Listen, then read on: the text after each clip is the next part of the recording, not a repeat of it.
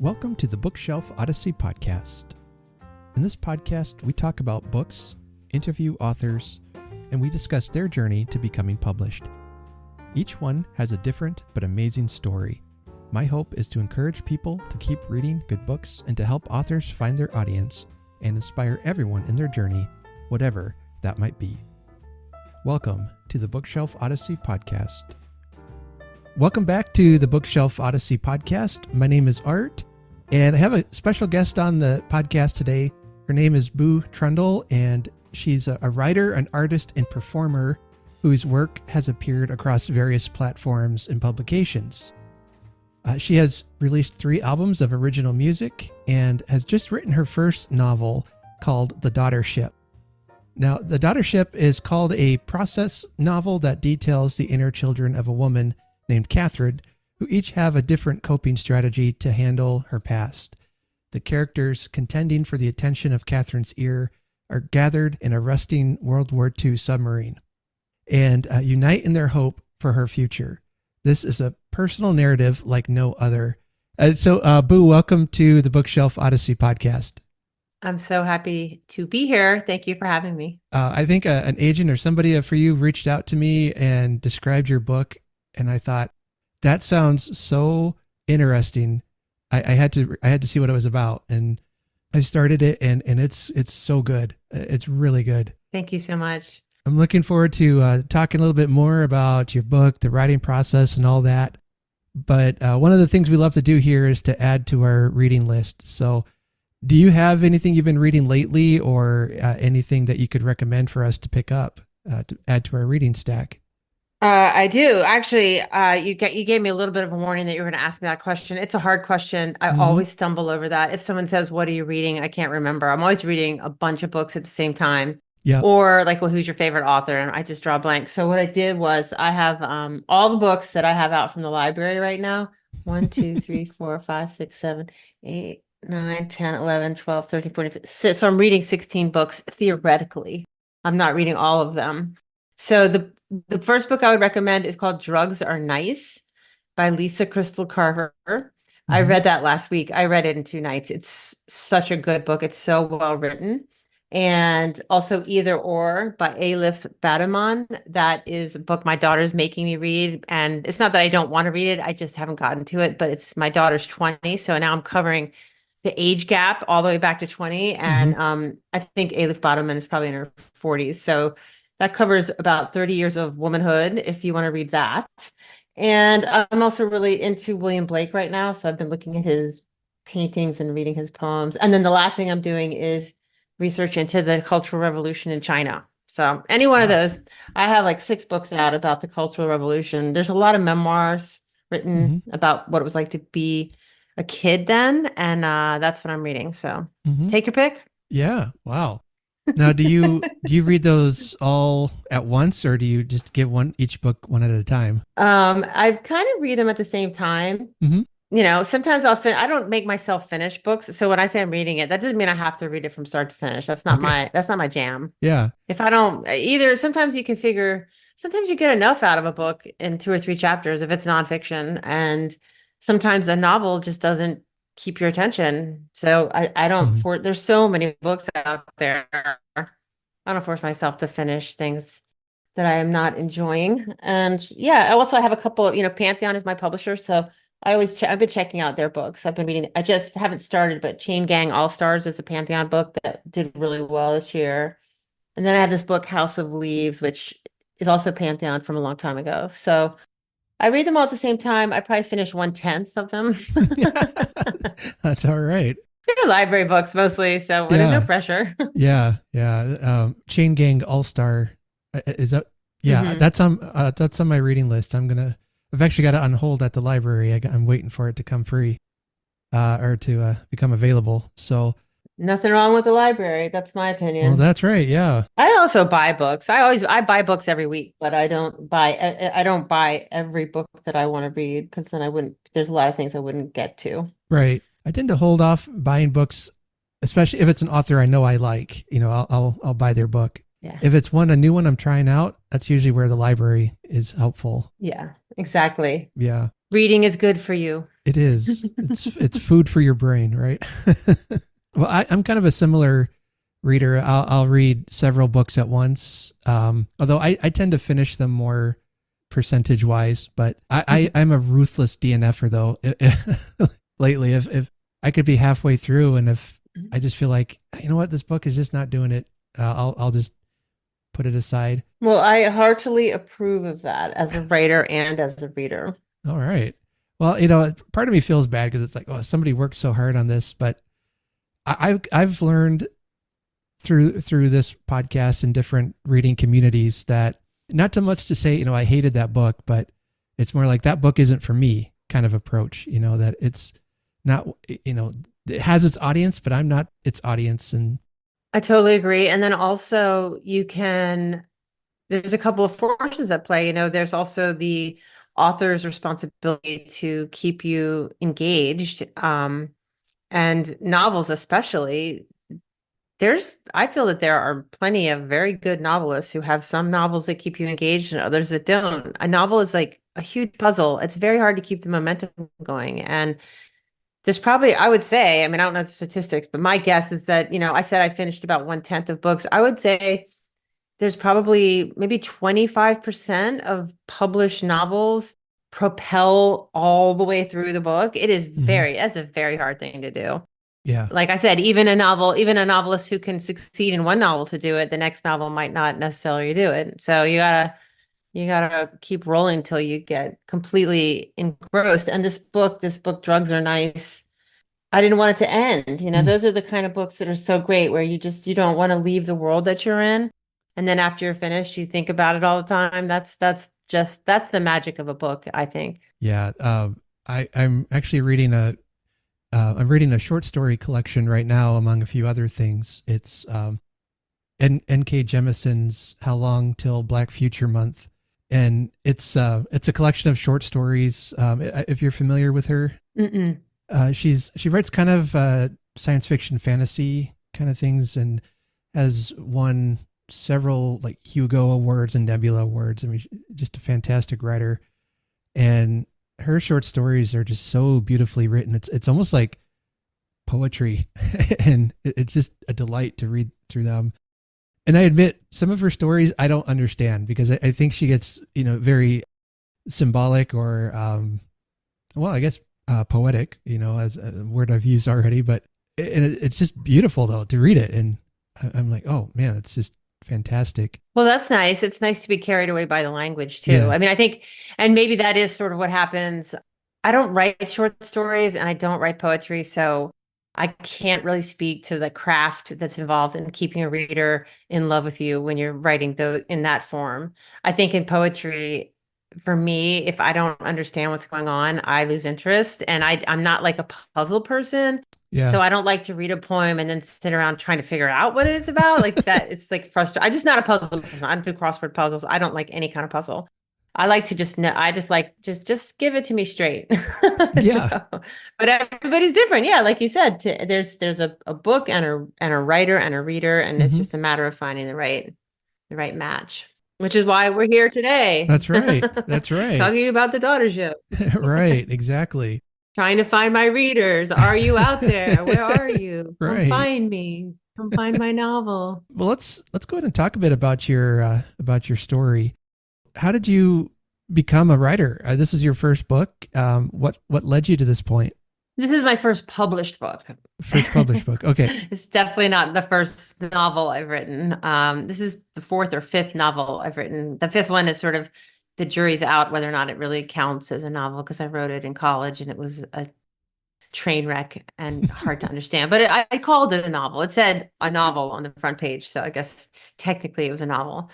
So I've been writing novels since college. I am a novelist, and I've always written novels. I've tried writing other things. I've tried writing short stories, tried writing essays, but the novel is where I really live. So I like to be in a project for years at a time, mostly because I think that my writing projects are mirrors of my experience. And so it just makes sense for me emotionally to be invested in for a large chunk of time in writing something. So I write long, although Mhm. The Daughtership's not a super long novel, but I write long form. And I've been doing it since college. So I write to live and I live to write, really. And I do Mhm. other things too. I mean, I'm just like an artist, I can guide Mhm. us. I use art to cope, and then I also use art to entertain myself. I use art to keep myself out of trouble.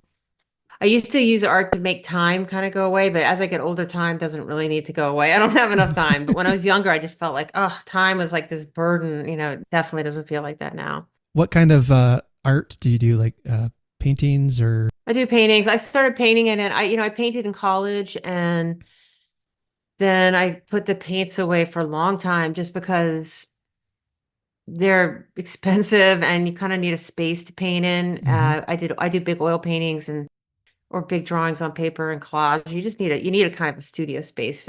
So after college, I was broke and I just put the paints away. I did drawings. I also became a musician in my 20s. I carry an acoustic guitar and I wrote songs and Mhm. I did other things. And then during COVID, I got back to painting. I like to make it sounds silly, but the art supply store was the only place that was open. Well.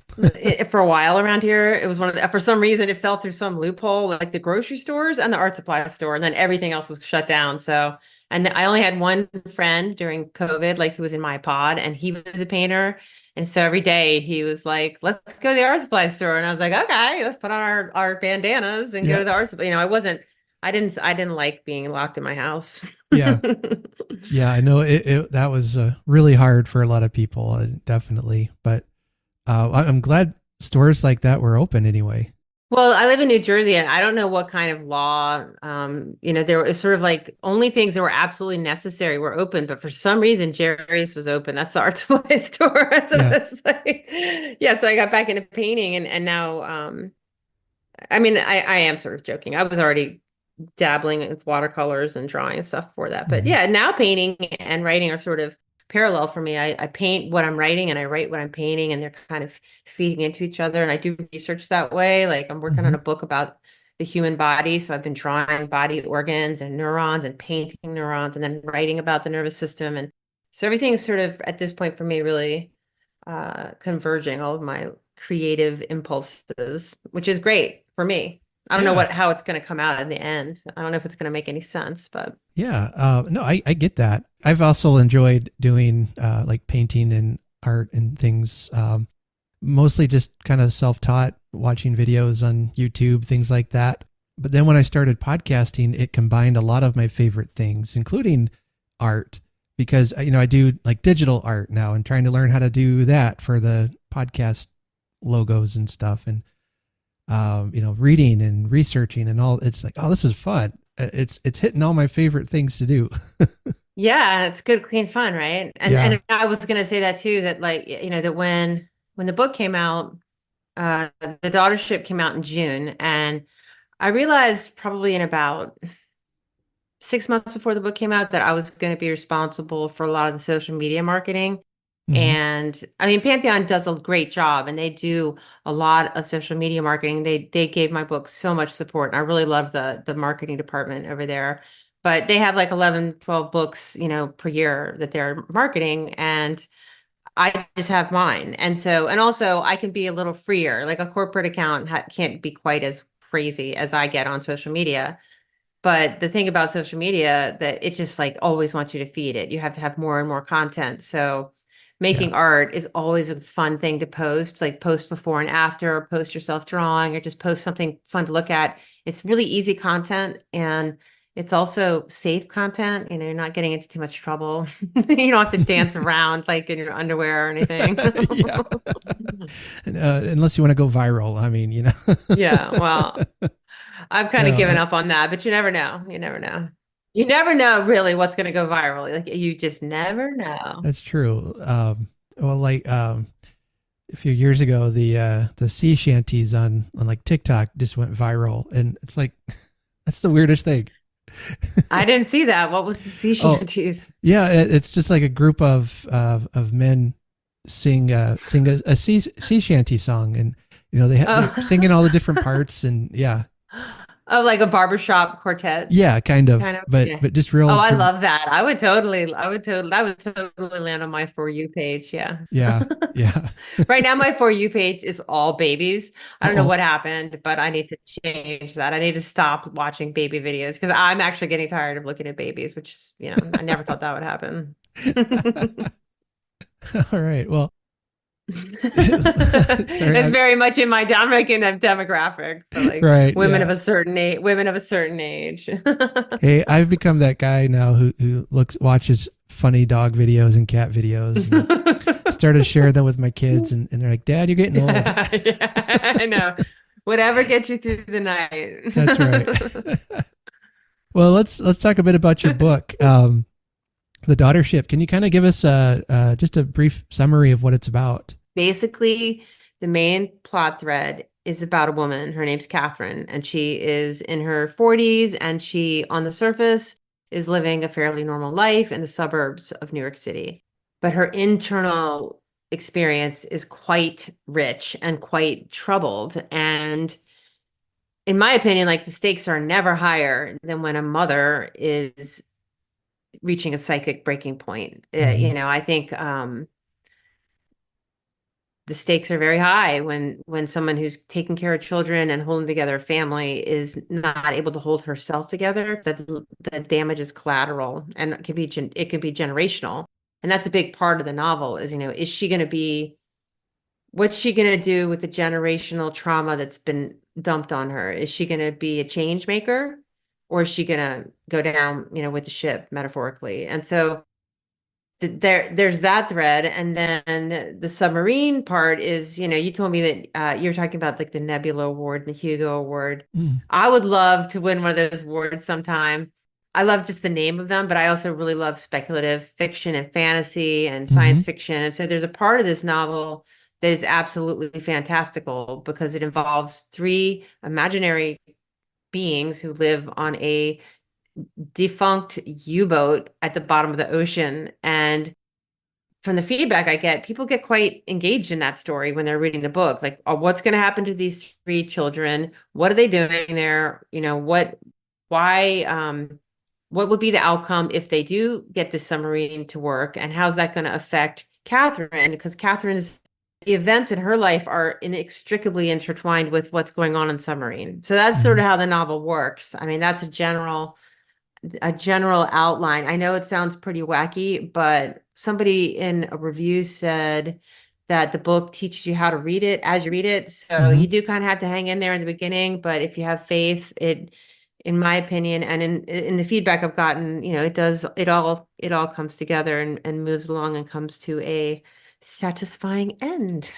Yeah. I mean, I was just really immediately pulled into the story with the first paragraph, and it talks there about, is it Truitt is one of the characters, and he's saying, let me introduce you to my girls. We live in a U-boat under the ocean and all this. And I'm like, well, okay, what's going on here?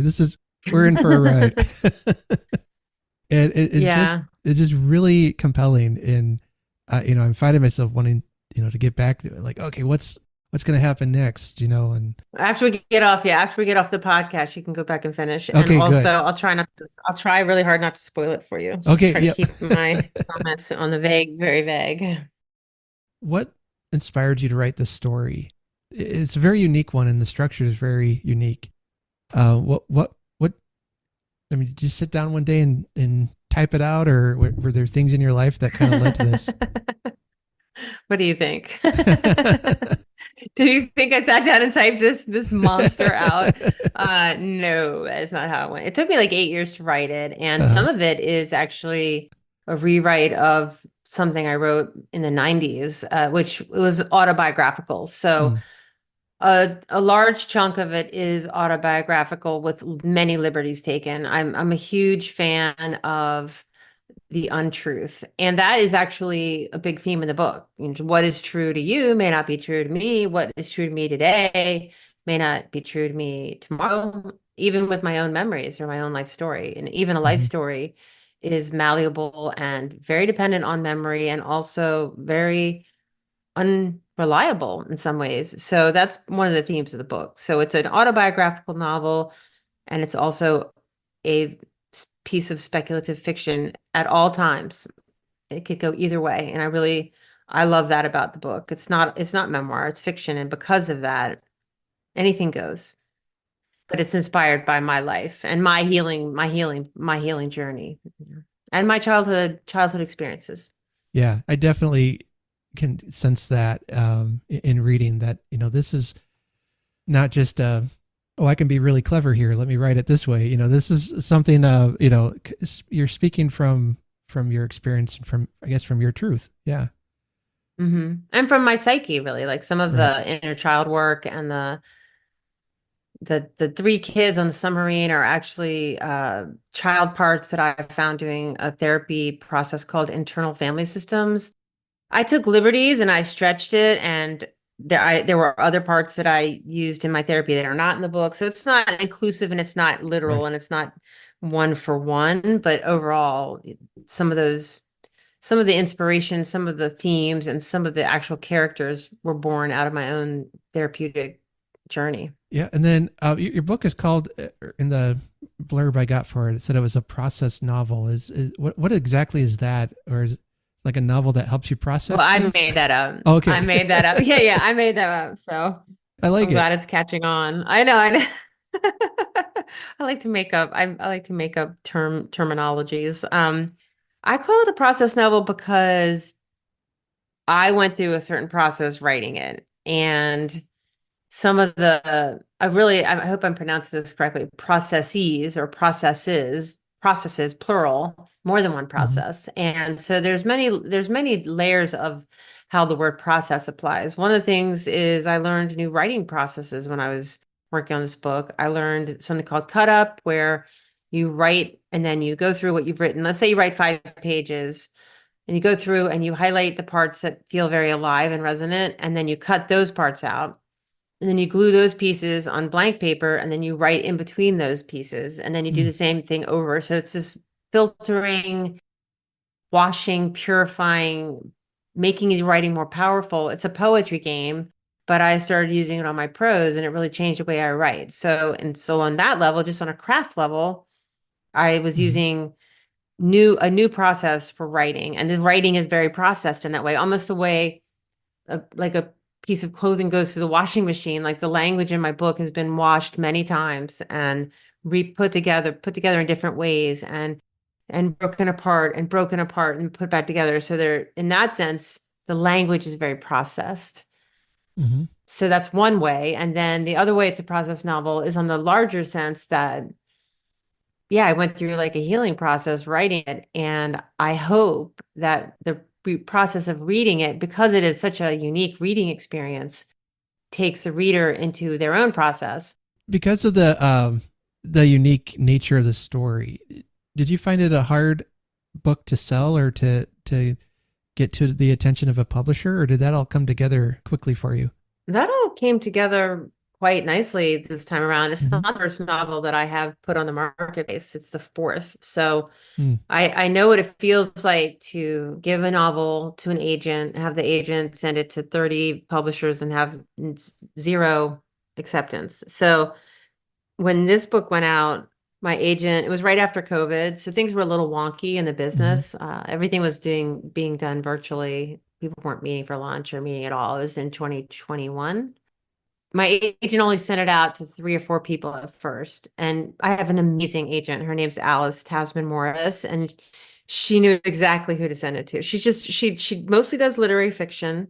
She's been doing it for a really long time. She knows everybody. And when I say she knows everybody in the literary fiction world. And she's very open-minded and very generous. And so she just knew who to send it to. And she sent it to 3 or 4 people, and then 2 out of the 4 people were pretty interested, which so I immediately knew that something had changed, because I had never had that experience. They were very interested, but they had to acknowledge, like you said, that it was a very unique book, and they didn't think that they could take it all the way. And so they both rejected it. But after a few back and forths with my agent, which was new, that never happened to me before. I'd never gotten through that first hoop of somebody actually calling my agent. And that's after the 25 years trying to sell books. So it was a big deal. And I talked to people about it. And even though it was like pretty heartbroken that neither of them took it, the general vibe is that it was very positive data, that it got that much excitement, even if it didn't get all the way to a book deal. And so what I did was I took the book back after that and I spent another 6 months on it. And I really, I gave it to a book coach, a friend of mine who's a book coach, but just basically she's an editor, but she's freelance and out and not associated with any agency or a publishing house. And she Hmm. read it. She gave me some really good notes. I went back in, I fixed it, and then second round, we sent it out to same thing, 3 or 4 people, and we just happened to send it to Deb Garrison at Pantheon, who is the editor of my dreams. And Hmm. she's a poet. She buys poetry and fiction, and so she was really the perfect reader for this book. She buys poetry, she buys fiction. She's very literary, she's very experienced, and also she's deep. And so she got it. She got the deep story. I know that sounds silly because it's about a submarine, but it is deep. It is deep. You got to be deep. If you're That's not right. deep, you're not going to want to go on this trip with me. So she was just perfect. I mean, and it's been like a dream come true. It's just been wonderful. But that's after 30 years of getting Oh rejected. my goodness. Yeah. So Yeah. Well, I was going to ask next, how do you handle that rejection and to get back up and keep trying? that's a good question. I mean, I don't think there's a simple answer to that. Sure. I like to laugh and I like making jokes. And so the joke that I sort of make about it is that you have to think you're a genius. Like I do think I'm a genius. You have to think you're a genius basically to get rejected and keep going, to send a novel out and have somebody say, this sounds like it was written from someone in a mental hospital. Oh, And then say, oh, well, you just don't get it. And then to write a whole nother novel and then send that out and have somebody say, this is Christian. You need to send this to a Christian publisher. And be like, well, you don't get it. It's not Christian. And then write a whole nother novel, and then have mm. them say, we don't like the main character, even though it's based on yourself. Oh no. And, then I know. And then to say, well, I'm a genius, so I guess I'm going to keep writing and do another one. You really have to have some kind of a cog missing in your brain. Well, there's an old saying that the definition of insanity is doing the same thing over and over again, expecting different results. Well, I wasn't expecting different results. I was well, I guess maybe I wasn't. Maybe I mean actually I don't think I was. I was shocked that I sold this novel. Yeah. Sometimes people say, well, since it is sort of autobiographical and your parents are in the novel, were you worried about what they would think? And I never thought it would get published. So no, I wasn't. I guess I was expecting the same results. So the really crazy part is to do the same thing and expect the same result and do it anyway. Right. Why do I keep doing this when it's the But I same did. thing? Yeah. So, Good. and I got different results. So yeah, yeah. Good. Yeah. Nothing wrong with a little crazy. I mean, you can't really be a good artist unless you have like a little crazy going. Right. Yeah. I hear that a lot, that some of the most talented people seem to have, well, let's just call it unique personalities.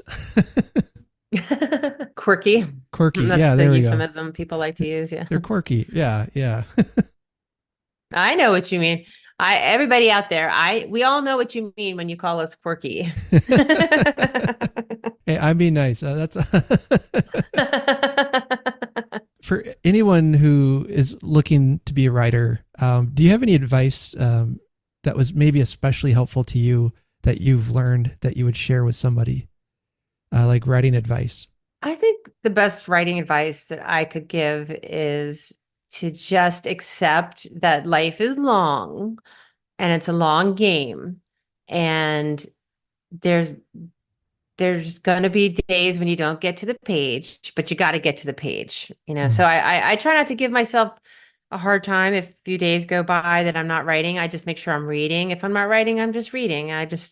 Or sometimes things happen, like you have a baby, and which takes 10 years out of your writing schedule, like anything could happen. So just be Hmm. gentle and understand that it's a long journey. So, I mean, I'm 56. I got, hopefully I've got another 30, 40 years left. Maybe I'll get one more novel out in those years. No, I'm kidding. But, Yeah. it's just don't worry about the timeline too much and don't stress it because Yeah. there's plenty of time, plenty of time. Right. Yeah. And sometimes you don't really find your purpose, I guess, even maybe not even till later in life. So Exactly. yeah. Exactly. And you never feel old. You always think you're young. So you don't Yep. have to worry about that either. That's the little secret. Nobody ever feels old. I was just talking with an older man I know. He's in his 80s, and he said he was just telling me a couple weeks ago that he's like, I still feel like I'm a teenager inside. And then he said, I'll go out to my farm or my barn and try to pick something heavy up, and then I'm like, nope. I love that. I think Yeah, that's true. I yeah, just don't think you don't have that perspective as a young person. How could you? So it's right, nice to know that you have to believe older people when they tell you that you never feel old. right, yeah. And you don't That's look old either. You look at every now and then I'll catch a glimpse of myself in the mirror and I think, who is that person? Because I still think I look the way I looked when I was 20. right, yeah, Uh, yeah. so that's a weird thing too. There's all kinds of weird cognitive developments that happen when you get older.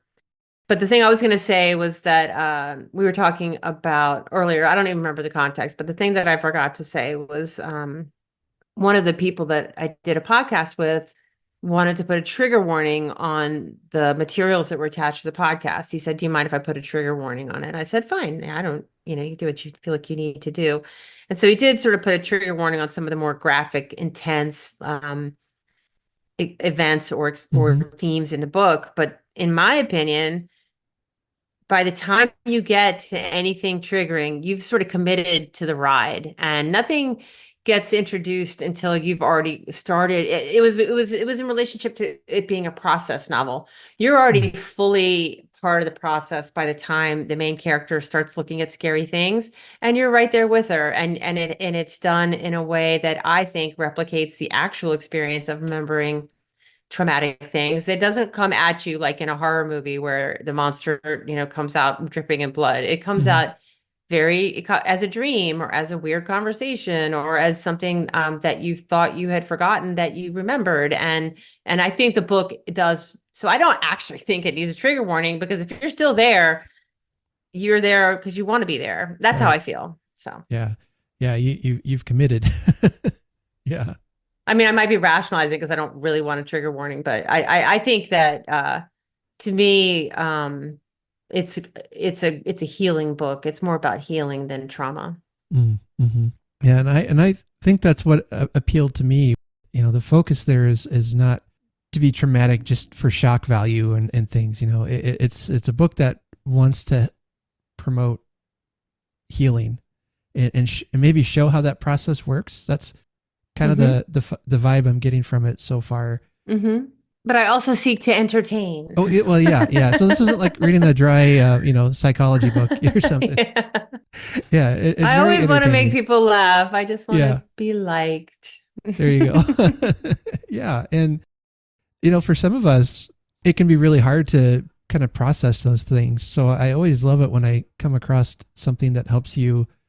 It gives you kind of a creative way of looking at how you process things in your mind. Well, I agree. And that if I achieve anything with the book, that would be a huge gift. If I could do that for one person, I would Mm. I would be happy. No, you mentioned you're working on another book. It sounds like you're always working on something. Always working on something. Now, do you have any firm publishing plans for new work, or are you still in a writing stage? Yes, my firm publishing plan is that I will publish it and win the National Book Award and sell 6 million copies and be admitted into the literary canon. That's my Okay, firm plan. okay, sounds good. Well, But I do have to finish it first. okay. And Well, that's not a very firm plan. That's the only thing that's not firm. you're sure. I'm sorry, I'm teasing. No, I know. Yeah, I'm teasing. No, I'm working hard. I already have like 350 pages. But it is this idea of what's going to be the designing principle and what's going to be the through line and what's going to keep the pages turning. Because I don't write in a traditional plot structure. I really write Mhm. emotionally and I write in this kind of truth-seeking way. And of course, I was at lunch with someone yesterday and I said, I only like writing about myself. I only like writing about my inner world. Mm. And then I have to figure out a way to make that interesting to other people. Mhm. And she said, well, me too. You're talking to a poet. She's a poet. So I guess she feels the same way. So it's somehow finding a way to make this inner adventure that I'm describing universal enough that other people want to read about it. And also the mechanics of the plot momentum, which we talked about in the beginning of this conversation. The pages must turn. The pages must turn. Yeah. That's hard. Right. Yeah. Or some like literary fiction books I've tried to read, and it's like reading a dictionary. I just I can't get through it. It's it's this introspective. It's like too lyrical. It's too Right. lyrical, probably. I'm just like, okay, just tell me a story. Mm-hmm. I know. Well, I've been reading a lot of Ernest Hemingway over the last few years because that Sure. man could tell a story. I think about The Old Man and the Sea all the time. I don't like fishing. I don't like fish. I'm not that into, just like a story with just one character in a boat, but it is incredibly compelling. And when you're reading it, you can't put it down. And so he was a Yeah. master of that. It's not impossible. It takes a lot of discipline in some ways Yeah. to keep it tight. I don't know. It's hard. Yeah. I first read The Old Man and the Sea. Was it about 5 years Like ago? in ninth 6? grade. Oh, really? No, Oh, I yeah, was gonna say I in was ninth grade. I was much older. Yeah, I somehow missed that one. But yeah, it's a kind of, it's short. It's very concise, but boy does it carry a big punch to it. Yeah. I think about it all the time. I mean, just randomly, I'll be walking. And I don't want to be a spoiler, but like the thing that happens, well, I won't say it, but the thing that happens to the fish. Mm-hmm. There's no way to talk about it without spoiling it. I'm not gonna say Right. another word, but Right, I think yeah. about it a lot. It just as a symbol and a metaphor for life, for how hard life is, and Mhm. how hard it is to like succeed and also get to the finish line and have satisfaction. It is just, oh yeah. I mean, my boyfriend teases me because I'll be reading something and I'll say, you know what? Charles Dickens is a really good writer. And my boyfriend starts laughing. It's like, gee, newsflash. And I'm like, no, I mean, I know that everybody knows that Charles Dickens is a good writer, but when I reread the classics, it's just so exciting. It to me as a writer, it is absolutely thrilling to see a writer who's got those kind of chops, just like plowing through a really good story with, especially someone like Charles Dickens, who's got 15 different characters, Mhm. 15 different plot lines. They're all intersecting, and he sticks the landing. Mhm. Listen to me, I'm such a nerd, but to me, there's like no bigger thrill, and it doesn't happen on TV. It's only in a book that it can, Right. like when you watch, like I just read Bleak House by Charles Dickens. I watched the BBC TV miniseries. It was fine, it was good, but it's nothing. There's no way to capture that thrill except Right. for in a reading experience. Now you're my favorite guest because I love Charles Dickens too. So I have a couple of his books even right behind me there. But Charles yeah, Dickens?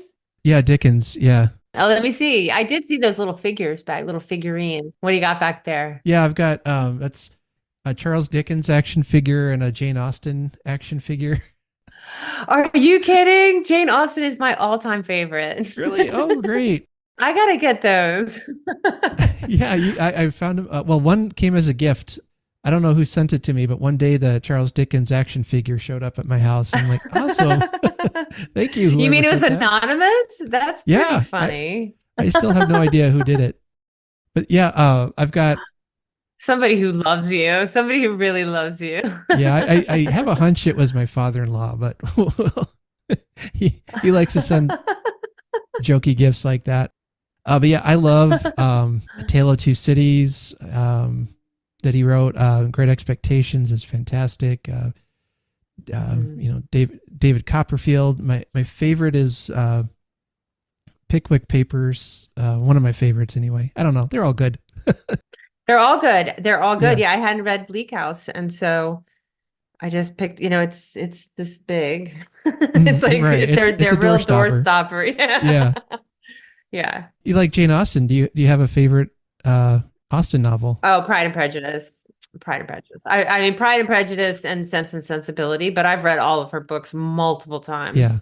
I have to kind of stop myself sometimes from Jane Austen because I'll pick up Pride and Prejudice again, and I kind of have to push myself to read something different. One of the books I have is Cousin Betty by Balzac. So sometimes I'm going to go back to Jane Austen. I'll try to push myself to read someone else, because it's there's other good writers, but I love Lizzie. Lizzie's my gal. Yeah. I'm partial to Emma, but Also great. all of her novels are just good. I love the characterization. She's really funny and really, really. Oh, you know what I read recently too was Middlemarch. Have you read Middlemarch Yeah. by George Eliot? Yeah, that's that's what I mean. So like instead of reading Pride and Prejudice again, I finally read Middlemarch, which is wonderful. And it's very similar. It's not completely, I wouldn't say it's I'd say it's a few doors down from Jane Austen, same neighborhood, and was really wonderful.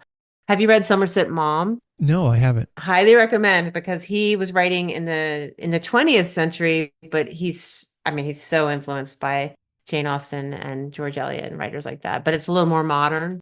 Okay, I'll have to check that out. Yeah. I love the classics. I love mysteries. I love science fiction. I mean, my tastes kind of run all over, but yeah. Well, I'm glad to meet another fan of Dickens and Austen and folks like that. That's good. Oh, well, you need to go to London. Have you been to London? Not yet. It's on my bucket list though. You definitely need to go to London, because my daughter was studying there this year. So I spent 6 days in London, and it is so much fun as a Dickens fan to run around London. You feel like you're in for me, it's like I'm in a theme park. It's all still there. I mean, not all of it. A lot of it got bombed, but a lot of it is still there. So you cut down like a little alleyway and you're like, oh my God, I'm in a Dickens novel. Yeah, well, my wife and I, we want to get there someday, and go to the Dickens Museum, go to the Jane Austen Museum, Gaskell's house, Bronte Parsonage, all those classic writers, and just kind of tour. Yeah, oh yeah. The nerd tour, in other words. Book nerd tour, definitely. But yeah, I just ran all over London. Sure. Yeah, and I can't wait to go back. It's impossible to see everything. Yeah. Yeah, I get it. Yeah, I gotta maybe someday move somewhere with more literary significance. I don't know. All right. Well, this has been great chatting with you today, and geeking out over books and talking about your journey. I know. Book lovers of the world unite. That's right. That's what our podcast is all about. So yeah. Where can folks find you online? And well, let's see. I have my website, which is bootrundle.com. And you can find the book if you want to buy The Daughtership, heavily influenced by Jane Austen, by the way. If you want to buy The Daughtership, it's everywhere, really, because Pantheon is part of Penguin Random House, and I've been so thrilled by the distribution. So you can get it at Barnes & Noble, you can get it at bookshop.org, you can get it obviously at Amazon, but it's everywhere. It's easy to get, and I hope you will buy it. And if you want to know more about my process, then you go on Instagram or TikTok. I do some weird stuff on TikTok for the brave souls who can wade past the babies and the puppies. I hear there's other content online, I guess, some other babies and puppies. I don't know. Yeah. I've never seen it.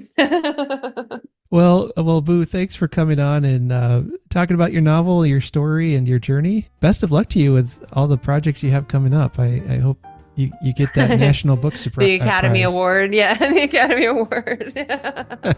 Okay, thanks, all Art. right. Good to meet you. You take care, and happy reading, everyone.